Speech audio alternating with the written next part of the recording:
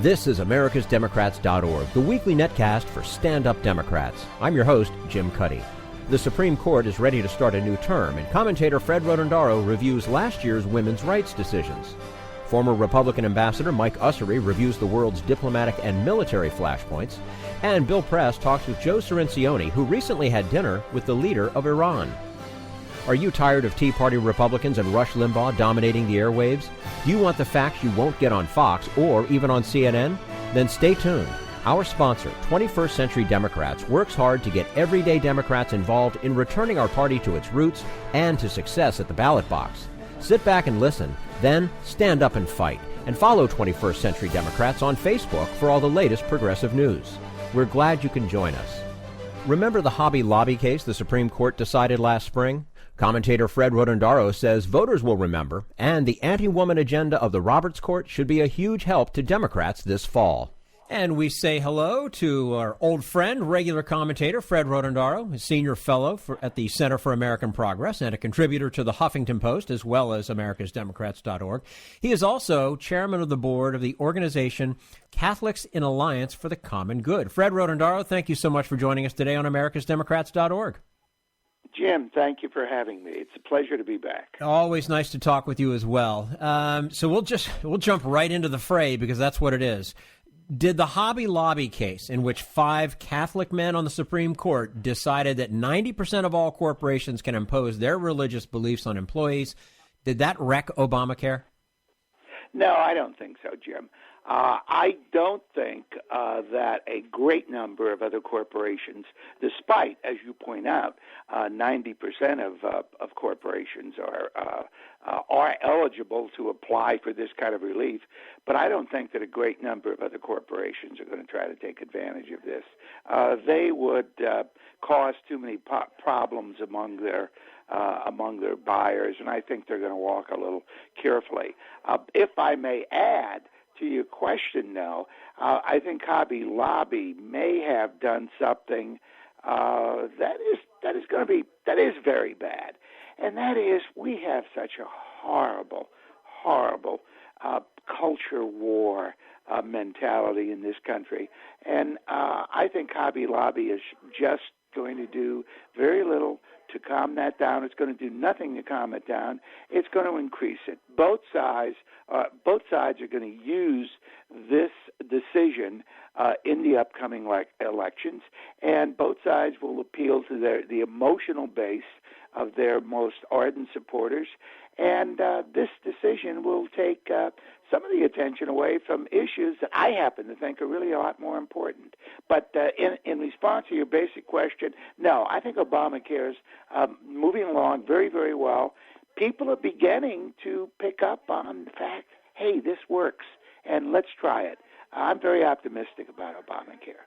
Well, I have been since the very beginning. Yeah, and I know you have. But so let's now I want to follow up more on your original answer. And so this decision to deny contraceptive coverage because of the beliefs of the company's owners, I mean, that's an attack on women's rights, generally speaking, correct? Oh, absolutely. And so what are the political ramifications? Well, I think the political ramifications, and they're already underway, is that the Democrats, I think, are quite frankly, and I'm a Democrat, you know that, I'm progressive, but I think Democrats are gleeful. This is giving them an opportunity to really go after Republicans. It's giving them an opportunity to go after the presidents that appointed these 5 Roman Catholic justices. The Democrats are going to raise a lot of money on this. And by the way, women are not really going to be denied the opportunity to have contraceptives. It's not a question of their being denied. It's a question of who's going to pay for it. And you know the Obama administration, the Affordable Care Act, is going to work out some sort of a compromise. So women will have this opportunity. I think, by the way, it was a bad decision. And I think that to a large degree because my wife and I have owned the company. And as a matter of fact, we're still 10% owners of a company. We owned 51% at one time. When we bought the company, when we started it, and it was a big success, mostly because I stayed out of the handling and my wife Kathy ran it. But when we started, we got benefits. Our benefits included, quite frankly, some very, very good tax benefits. When you take that kind of a trade-off, you got to give up a little something. And I think that when you're in the corporate world, I just don't see saying that my personal conscience can extend through a corporation I own. I think the Supreme Court goofed on this one. Mm-hmm. Now, here's another thing. I mean, this decision could potentially lead to businesses like restaurants refusing to serve gay people or African Americans or anyone else based on the owner's announced religious beliefs. That's scary. I mean, do you think that's something that we could actually see? I think it's very, very scary. I would be amazed if we don't see some cases along those lines. But I don't think you're going to see the court ruling in favor of that kind of discrimination. I think the reason being that the abortion issue is so volatile, it has people on both sides of the issue so emotionally distraught that the court wanted to rule on this one. As I say, I think they ruled wrongly, but I don't think they're going to get into this. I don't think they're going to give business owners the right to extend this kind of, I'll use the term discrimination. Mm-hmm.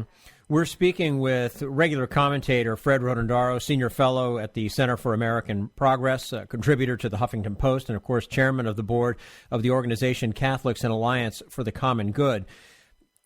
Fred, one of the moral arguments in favor of Hobby Lobby is that privately owned businesses do not have to be concerned only with profits, but ought to pursue a social vision as well. What's wrong with that rationale? I mean, shouldn't business have more of a social conscience? Well, I think business should have more of a social conscience vis-a-vis the common good.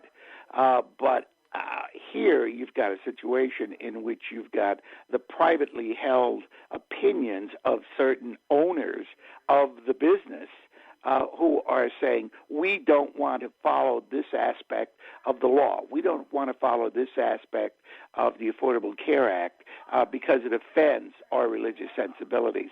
I think I'm just not sure I buy that concept of a moral vision, particularly when the owners of this business are getting benefits for the fact that they are incorporated.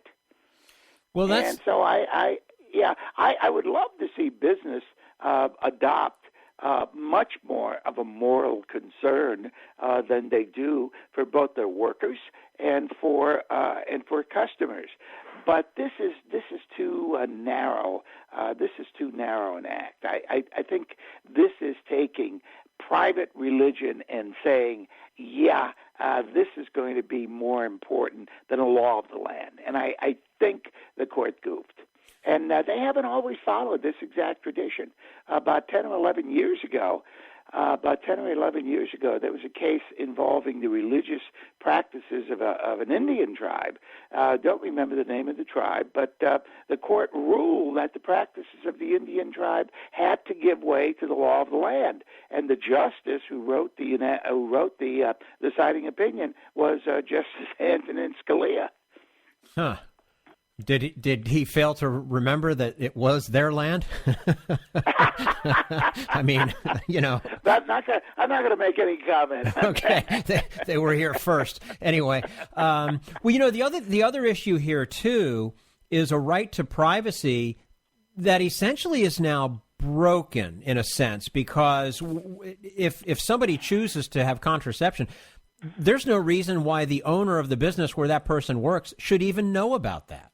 Exactly. I totally agree. I totally agree. And on top of that, on top of the right of privacy, which I think should be extremely important, is the fact that once again the abortion issue is going to become an issue in the 2014 elections. We've got the worst inequality we've had since 1928. I just read statistics that showed from the period of 2009 to 2012, right as we began to recover, as we were in the recovery from the recession, 94% of all increased income went to 1% of the population. The bottom 90% of the American population in those 3 years lost 15% of their income. And so what are we going to be fighting about in 2014? We're going to be fighting about contraceptives, which by the way, as I mentioned earlier, people are going to get them because somebody's going to pay for them, whether it's Hobby Lobby, which they won't, or the government, somebody's going to pay for them. Well, then so that we're going to be once again dealing with phony political, social issues at a time when America is going deeper and deeper into, very frankly, losing aspects of our democracy. Forms of contraception are also cheaper than abortion and safer. Exactly. And Jim, as you and I have discussed, abortion is a settled issue. You know, abortion is a settled law case. It goes back to 1973, 41 years. Supreme Court isn't going to overturn this. Democrats don't want it overturned, and very frankly, I don't think Republicans want it overturned either. They get too much money and they get too many votes campaigning against abortion. If abortion were suddenly overturned, I think the Republican Party would be in deep trouble for a couple of generations. Now, as a progressive who supports national health care and as a Catholic who strongly believes in religious freedom, can you see any way out of this dilemma? Is it perhaps a single-payer system? Oh, yeah. Jim, I think you put your finger on it. Ultimately, we've got to go there. I think this is the way out for this particular dilemma. I think very, very importantly, it's also the way out to have much better health care and to have much better health care at a dramatically reduced cost. I think I may have told this story before, I'm not sure, but we travel in Europe a lot, particularly Italy. I used to work in a company that had dealings in Italy, and I remember after my wife had an operation for cancer a number of years ago, thank God it went beautifully, no problems at all, we had to get some pills. Our insurance company didn't pick up the tab immediately, so we said, give us the pills, $923 at an American drugstore. 5 weeks later, I'm in Italy. I have the bottle. I say, give me the same things. Give me as close as you got. The druggist brings out the same bottle, same company, same pills. It's not $923. It's $21. Italy has national health care. Italy has single payer. So does France. So do the Northern European countries. And they all rank considerably higher than American health care, where we pay dramatically more per person for health care. We have the most inefficient health care system in the civilized world. And a large part of that is due to the fact this is the only industrial country where health care is a profit center. So how did we get an employer-based health care system to begin with? I mean, was it because companies after World War II didn't want to raise workers' pay, so they decided, okay, we'll offer health benefits instead? Oh, yeah. I think that's not only happened with private companies, I think it also happened with a lot of the municipal unions, with a lot of cities and states where, okay, we don't have the money to really do this now, so what we're going to try to do is give you some benefits, long-term, retirement benefits, health benefits, etc. And what happened was that over the course of years, particularly in healthcare, we saw a profit center developing to a totally, completely substantial degree, i.e., in the period of about 2001 to about 2011, health insurance companies saw their profits rise from $3 billion, a total of $3 billion, to about $11 billion. Affordable Care Act said, okay, one of the aspects of the act was that 80% of the money that went into an insurance company was supposed to go for health care, wasn't supposed to go for administration, wasn't supposed to go for salaries. We used to be insured by United Healthcare. About 5 or 6 years ago, I remember reading that the outgoing chair of United Healthcare was getting a going-away package of over $500 million. That's an awful lot of aspirins, an incredible amount of aspirin. So what was going on was that the health companies, the pharmaceutical companies, were making an incredible fortune, and they were pumping billions of dollars into the political system. Mm-hmm. And if you remember, and I know you do, the healthcare debate, the language you heard was Sarah Palin talking about death panels, John Boehner talking about best health care in the world, Mitch McConnell echoed it, best health care in the world. I'd be talking to somebody about health care. It's socialism, Fred. It's socialism. We don't want that. Nobody was talking about those obscene profits that insurance companies were making, that pharmaceutical companies were making, and that both political parties were getting from the health industry. And I've got to point out, although both political parties got big-time money, it was a Republican Party that just went completely over the top, completely sold out, and very frankly lied about what it was they were doing in regard to health care in the United States. Hence your $900 bottle of pills that should have been $21.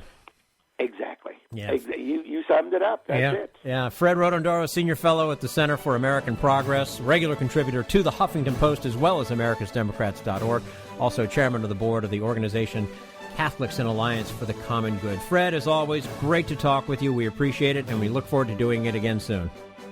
Thank you, Jim. I do, too. All right. This is AmericasDemocrats.org, the weekly netcast for Stand Up Democrats.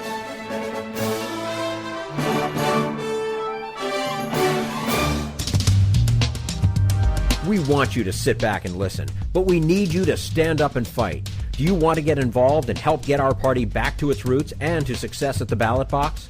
You can make your contribution to Democrats for America's Future and help us keep this show going and to elect Democrats who will stand up for democratic principles. Go to americasdemocrats.org and click on Donate at the top of the page. This is americasdemocrats.org, the weekly netcast for Stand Up Democrats. Former Reagan and Bush Ambassador Mike Ussery reviews the world's potential flashpoints in Syria, the Ukraine, and Israel. And we'll talk to him about that in just a moment. Right now, we turn to Jim Hightower, America's #1 populist, for his common sense commentary.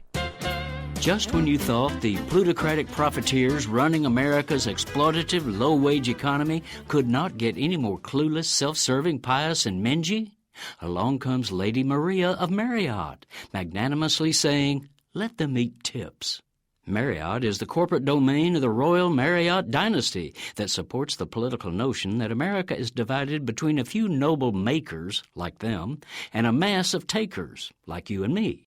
They own 4,000 hotels with 690,000 rooms operating under 18 different brand names, ranging from plebeian chains like Fairfield Inn to the luxury Ritz-Carlton resorts, hauling in nearly $13 billion in revenue last year. Yet, the extravagantly rich Marriott domain is a miserly employer that fattens its profits by paying its hard-working housekeepers poverty-level wages of roughly $8.32 an hour. So, enter Lady Maria Shriver, grandly offering to boost the pay of Marriott's 22,000 North American housekeepers. A pay raise, perhaps? Oh, tut-tut, the moneyed elites prefer charitable gestures to straightforward populist remedies. So, Shriver's Foundation has partnered with the far-flung hotel empire to reduce its low-wage housekeepers to begging for alms from Marriott customers. The corporate giant has adopted Shriver's Noblesse Oblige program, gaily titled The Envelope, Please, by putting an envelope in each room asking customers to subsidize its employees' wages with tips. The envelope even scolds customers, saying that the hard work of room attendants is many times overlooked when it comes to tipping.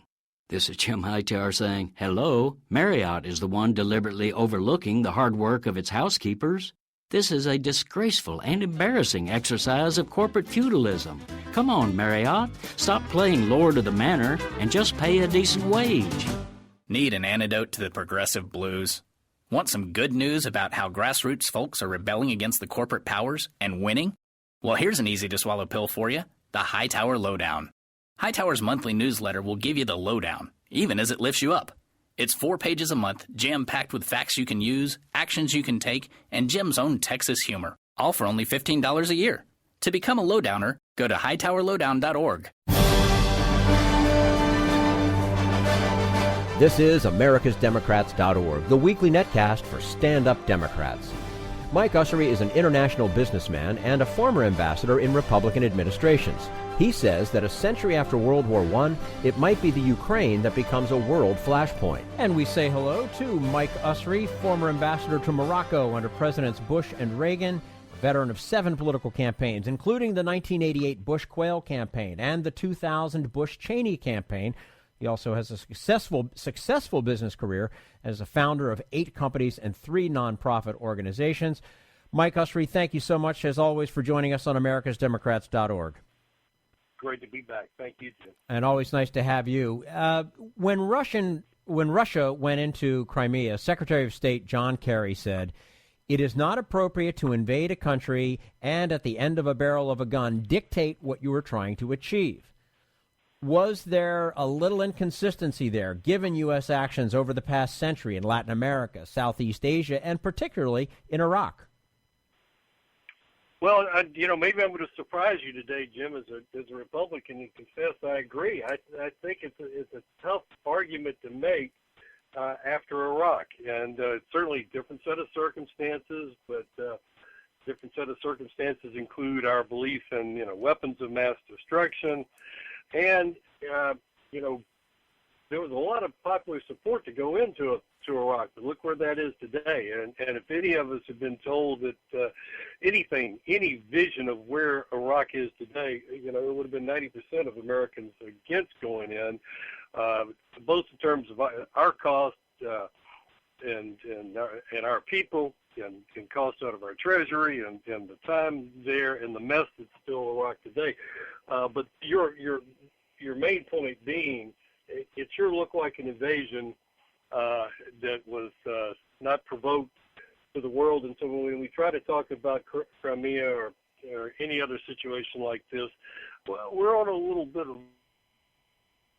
That doesn't mean you can ever afford to stop making the argument, to stop distinguishing between different cases, and no matter how you look at the history of the Crimea, even going back into the 1800s, right now I think there's a lot of focus on what's next, what about the Ukraine, and we've got our hands full with that situation.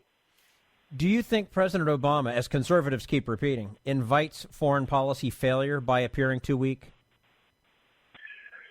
Well, I think it changes the perception of everybody around the world, and you and I have at other occasions talked where, I like to first focus to our friends, your audience, about indecisiveness, and I think that hurts no matter how you gauge weak, and I think that the most important perception of weakness is actually in the eyes of the beholders overseas, not here in the U.S., not in the Republican Party. It's what foreign leaders think, and so in China, in Russia, and so I think it does change the ground, and I think also that we've got to stop talking out loud about what we may do this, we may do that.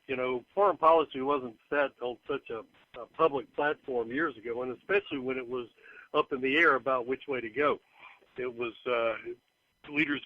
our leaders weren't thinking out loud so much. So I'd caution about that. But yes, I think when you change the perception of what the U.S. will do or not do, you risk changing the perception of what others around the world do, including things we don't like. But also, I find it a little odd to go so hard to take the military option. I think we off the table. We've got a diplomatic history in the U.S. where the military option was always there, even if we didn't say a word about it. We just didn't go taking it off the table. And again, I think this also gets played out in what size, what budget we have for our military, who we give weapons to or not. It all comes together, and it changes perceptions of some foreign leaders that we don't want to see move. Since Syria, Iran, and the Middle East in general involve Russia to some extent, how important is it for the United States to reach an accommodation with President Putin? I think the importance of the relationship with Russia, and particularly with its leader, Mr. Putin, is extremely important. I don't think accommodation is going to be the right word, but I think we want to get this thing on some even footing. Right now, we're still trying to figure out his next moves, and we don't even know what his plan is, and we're not doing, and things are going topsy-turvy. So, yeah, the relationship is going to be more essential than I think most people expected, and so, but it's going to have to be what the world needs, what we need, and what the world needs is some stability in the relationship. I don't use the word adversarial, but we've certainly got serious conflicts of interest, and because of the other areas that you've mentioned, other issues that are so important to us, there are real limits on how much we can move without some understanding, let's say, with Russia. And frankly, on Syria, the Russians now have the upper hand, and we are really limited in our options and our ability to impact the situation. And we're not going to go very far without dealing with the Russians. We have to deal with the Russians more than we have to deal with Assad. We don't have to deal with Assad. Some will disagree with that.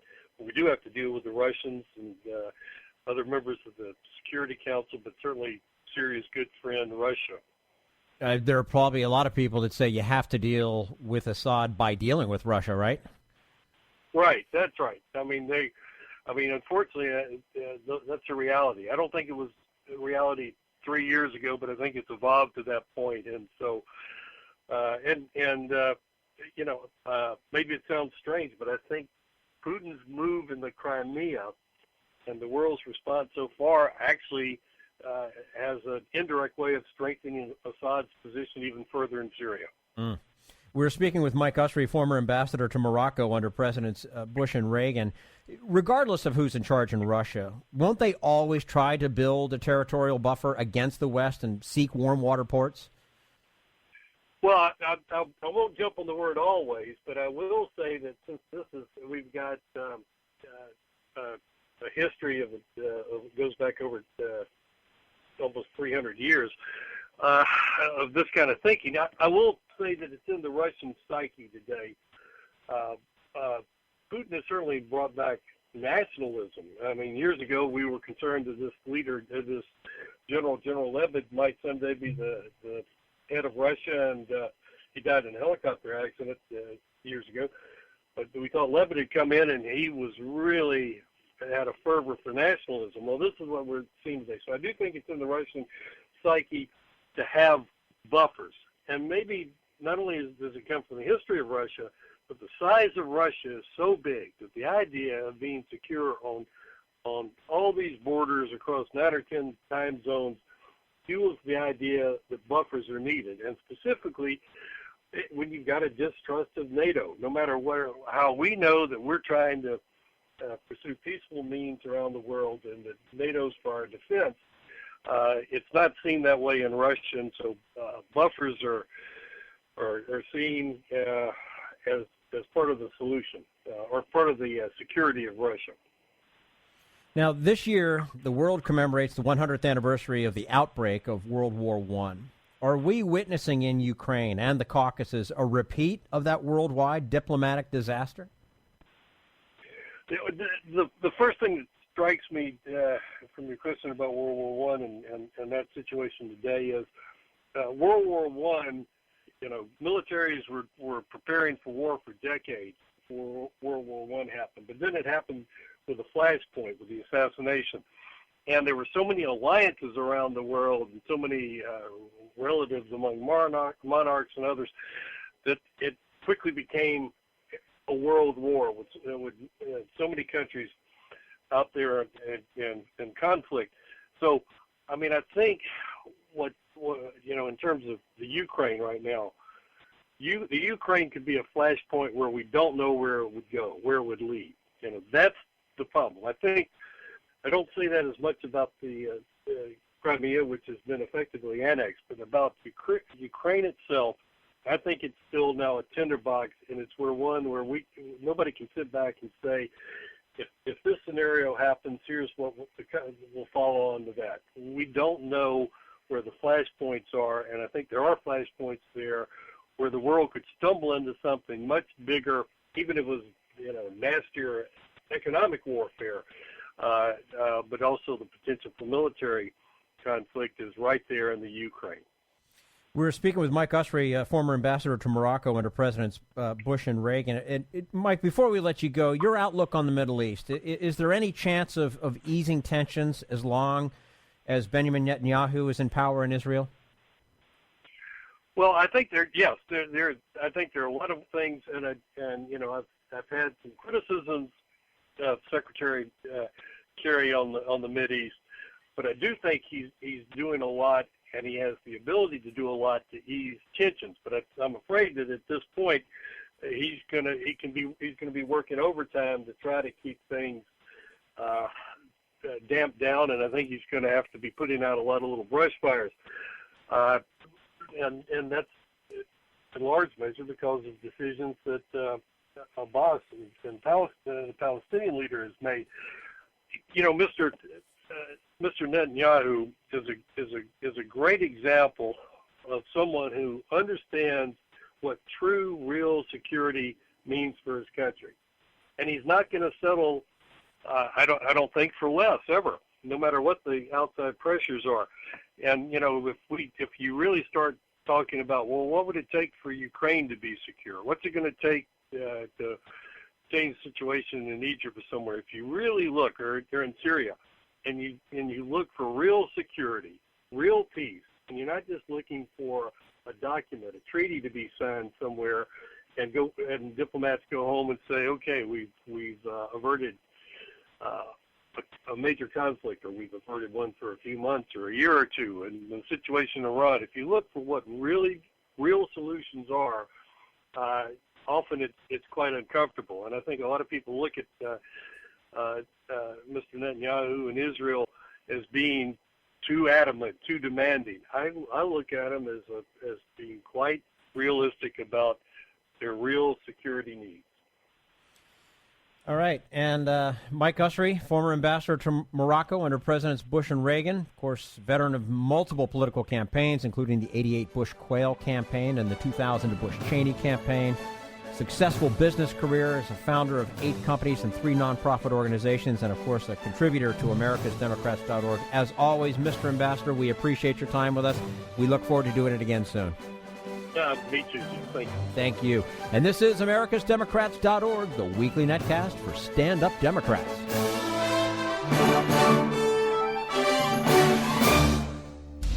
We want you to sit back and listen, but we need you to stand up and fight. Help get our party back to its roots and to success at the ballot box. Make your contribution to Democrats for America's Future to keep this show on the air and help elect stand-up Democrats. Go to americasdemocrats.org and click on Donate at the top of the page. This is americasdemocrats.org, the weekly netcast for stand-up Democrats. And now, Bill Press and his guest, Joe Cirincione, head of the Ploughshares Fund. Joe Cirincione from the Ploughshares Fund. That's why we're so grateful that he's back in this morning. Joe, nice to see you. Thanks for having me in, Bill. Particularly on a cold, rainy day like today. You know, it's dark outside. Is it really dark outside? The sun didn't come up till 7. What am I doing here? You are here to enlighten us. Yes. Okay. This is your duty. This is your calling. All right. So, let's go. Joe, the last time you were in, we talked about the president's speech where he told the nation that ISIS is a real threat, and I've decided that I will. The part of this, the way of dealing with ISIS is we're going to have to take out ISIS targets in operations not only in Iraq but in Syria. That I've made that decision. I'm putting a coalition together, and at some point I'm going to go forward. Monday night, did you expect this to start so soon? No. This is quite a rapid development. You'd have to say that everything is going pretty much according to plan at this point. It's gotten bipartisan support. It has international support. We haven't seen a coalition of Arab nations like this since the first Gulf War, since George H.W. Bush.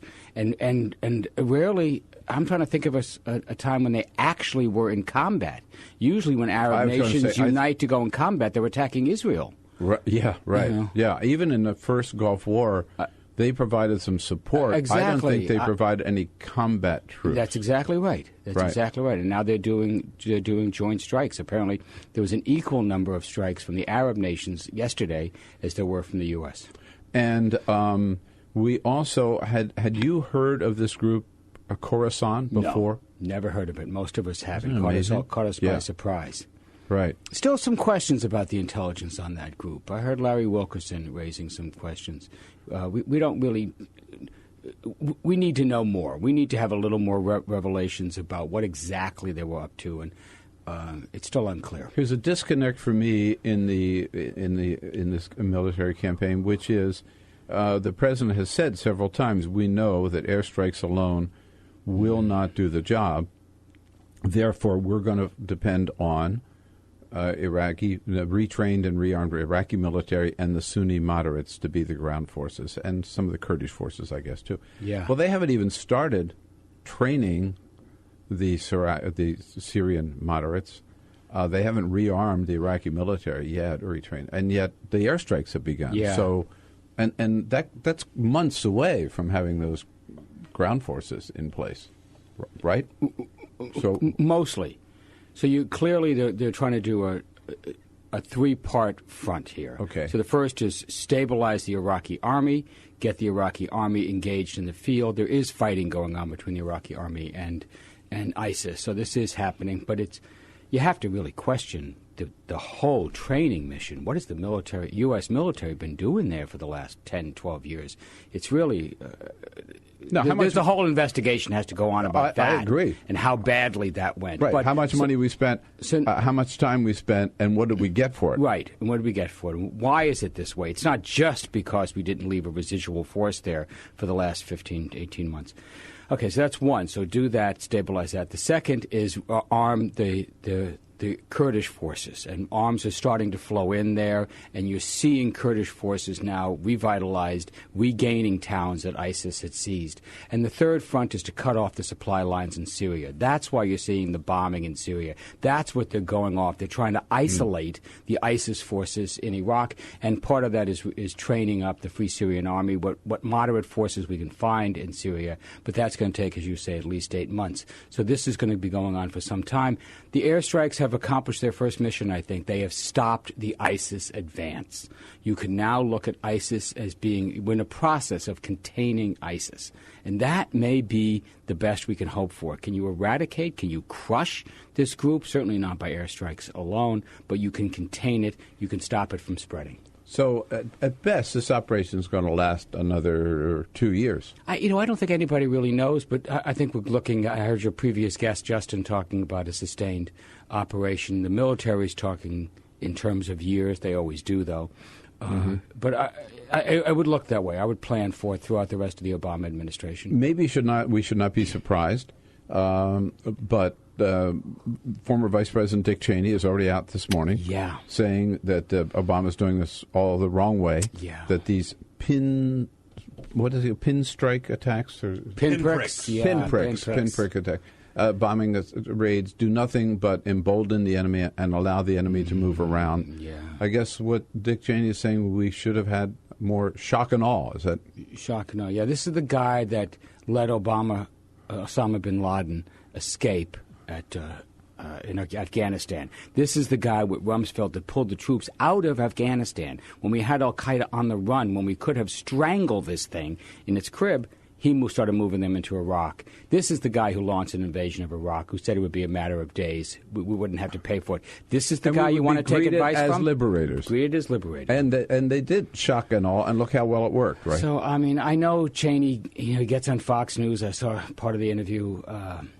But, outside of that Fox bubble, I really don't think there's many people who take Dick or Liz Cheney all that seriously. They're on for comic relief. Or pissing people off, which happens to me. But so you just got back from New York. Yes. What reception could you pick up? And you had this dinner, joining a group of foreign policy advisors, meeting with the new president of Iran, which I want to hear about. But what did you pick up about? How was the president, our president, President Obama, received with basically his call for everybody to join this global coalition against Islamist extremists? Yeah. Well, overall, this is being received very well, in part because he's striking a real chord. This is affecting everybody. The French lost a citizen to an Algerian group, an ISIS-like group who killed a French journalist just 2 days ago. So the British are now bringing this before their parliament. British have a quaint system. They ask the parliament to approve war before they go to war. That's something. Where did they get that? How old-fashioned. How old-fashioned. So Cameron's going, so you're seeing this happen. There's no question the Sunni Arab nations are worried about this. And you're seeing this even broader because people do not want this extremism being duplicated in their cities. So you're seeing that. There are concerns. I mean, there's a legitimate concern about the legality of striking Syria, not Iraq, but, who decides when a group is a terrorist group? Who decides that you can go into another nation and strike that nation? So you hear that in the American debate, legitimate questions that we all should be raising, questions about the strategy, legitimate questions. So you hear that in New York and the international scene as well. But overall, it's very strong support. I think Obama, the warrior, is playing well. Now, if there's one person I would not brand a warrior, it's you, right? I mean, I think of you very much as part of the not against war ever, but part of the reasonable, responsible, anti-war. Yeah, I'm the guy in your church. War is not the answer. That'd be me. Okay, all right.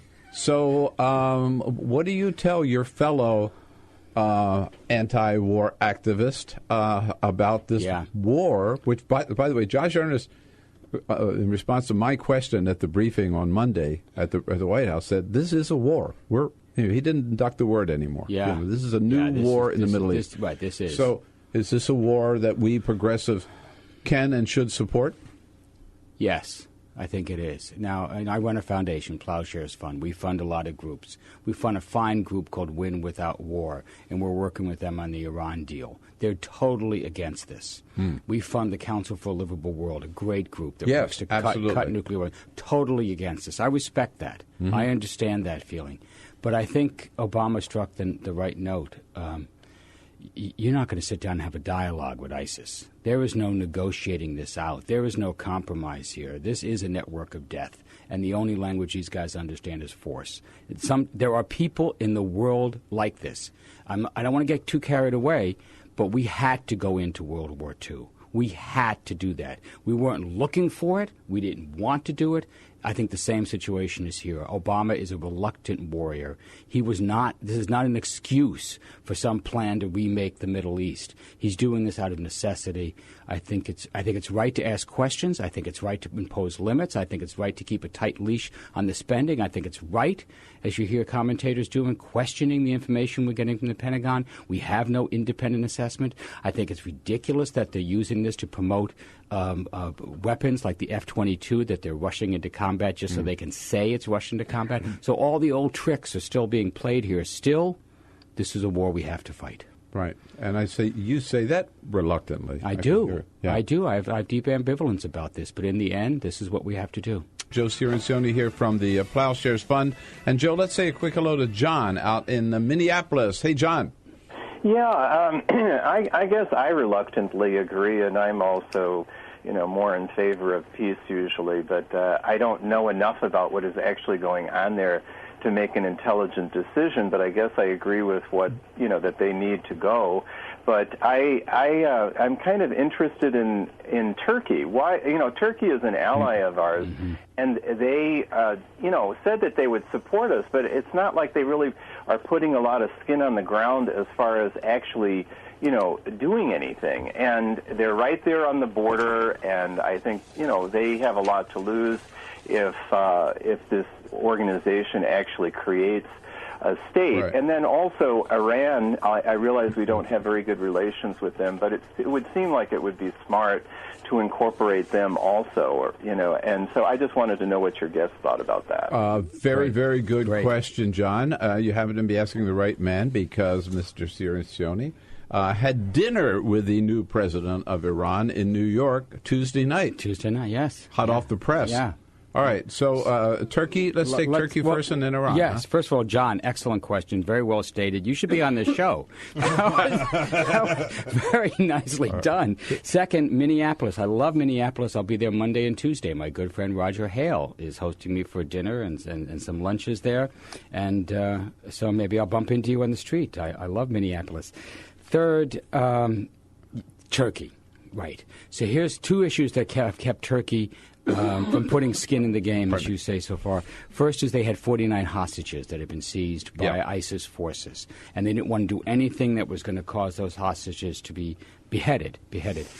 2 days ago, a Turkish operation freed the hostages. Still unclear how this happened, but all the Turkish hostages are now out. Oh, I thought ISIS had freed them. No. They were. It's unclear. Sprung. There was no word about ransom being paid, which is what ISIS is usually demanding. They claim they were tracking them, and there was the story from Turkey is that Turkish forces freed the hostages. Oh. So more to find out there. But that's one barrier to our cooperation that's now been removed. The second, of course, is the Kurdish situation. As you know, the people called the Kurds don't have their own land. They're heavy Kurdish population in Turkey, in Iraq, and in Iran. And there's some concern that if they aid the Kurdish forces to fight ISIS, this will encourage the establishment of a Kurdistan, which Turkey doesn't want. So that's the balancing act they have to play, as well as Iran. Okay, that brings us. But I expect Turkey to come more into this, because in the end, ISIS is threatening their border, threatening them, and they will find common cause with the Kurds. Iran is a huge player in this. So far, they've been kept out of the coalition, both because the Sunni states that you want in, that map you've seen of Saudi Arabia and UAE and all those are Sunni states. They didn't want the Shia state of Iran to come in, and the U.S. has kept them out to build the coalition step by step. And Iran didn't want to go in because they don't agree with bombing Syria, their ally, Assad. So for both reasons, they're not in. But we are in a de facto alliance with Iran fighting ISIS. You want boots on the ground? There are Iranian boots on the ground. The Revolutionary Guard, probably the best fighting force in the region, is on the ground fighting ISIS and have been there since the takeover of Mosul. They sent their top commander into the Revolutionary Guard, Commander Soleimani, into Iraq. They are helping the Iraqis, a fellow Shia government. So where does this all lead us with the overall picture of U.S.-Iran relationships? I think the forces in the region are pushing the two sides together, and that is certainly the message I heard from President Rouhani when I had dinner with him in New York on Tuesday. It was off the record, but if you don't tell anybody, I'll let you know what he said. We're not just between you and me. Just us. Yeah, right. It's just us. His message that he told us privately, and we had a former Secretary of State, 3 former national security advisors from both parties there, sort of an elite group. I snuck in at the last minute. It was just. Were you the busboy? I was a busboy. The door was closing. I just came right in. His message was one of cooperation. He basically said, and he said this publicly, so I don't mind repeating it, let's use an agreement on the nuclear deal, a deal that would contain Iran's nuclear program and allow it to use nuclear technology for peaceful purposes as a stepping stone to these bigger issues, these broader issues that in the end, he said, may prove more important. I think that's the way Obama's looking at it now. What I heard the president say and what I heard from behind the scenes and what I heard Rouhani say and what I hear behind the scenes is that these two sides are driving towards a deal. So while everything else is going on, we may get in the next 2 months an historic deal with Iran that could lead to a broader U.S.-Iran rapprochement that could really that could help us in the region. Let me give you one quick example. In so many ways. Let me give you one example. Yeah. This is what he said privately about Afghanistan. He was asked about Afghanistan. He said this is a big success, and it shows the benefit of dialogue and discussion. So we had two competing Afghanistan candidates. Yeah. Uh-huh. They formed a unity government, right, a coalition government. He said this is a success, but it's a fragile flower we have planted. We, talking about the cooperation with the U.S. on this. It could be washed away in the first rainstorm. We have to take care. I love the way these guys talk. Yeah. And so they see this as important to them. He criticizes the U.S. attacks on Syria, but it's no more than people on your show criticize it. His comments on U.S. policy are well within the bounds of the U.S. domestic debate. So what you're seeing step by step over the last year is the start of a normalization of U.S.-Iranian relations. And that normalization, and particularly then putting an end to Iran's nuclear weapons program, could be one of the biggest achievements of the Obama administration. Yeah, absolutely. And I think the Obama administration is capable of doing both, waging the war against ISIS, gathering this coalition, ending the Iranian nuclear program, changing the geopolitics of the region profoundly. You can't ask for more than that. Right direct here from the United Nations to our show, right direct from dinner with the new president of Iran to our show, Joe Cirincione from the Ploughshares Fund. Thank you, Joseph. It's a pleasure to have breakfast with you. That's all for AmericasDemocrats.org. Thank you to all who made today's show possible. Fred Rotondaro, Mike Ussery, and the entire Bill Press team. And thank you for listening. If you liked what you heard, please get involved in our efforts to keep this show going and to elect Democrats who are bringing the party back to its roots. Go to AmericasDemocrats.org and click on Donate at the top of the page. And be sure to find 21st Century Democrats on Facebook. For AmericasDemocrats.org, I'm your host, Jim Cuddy.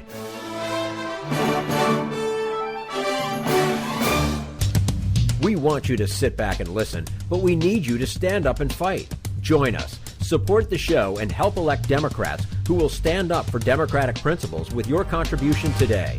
Go to AmericasDemocrats.org and click on Donate.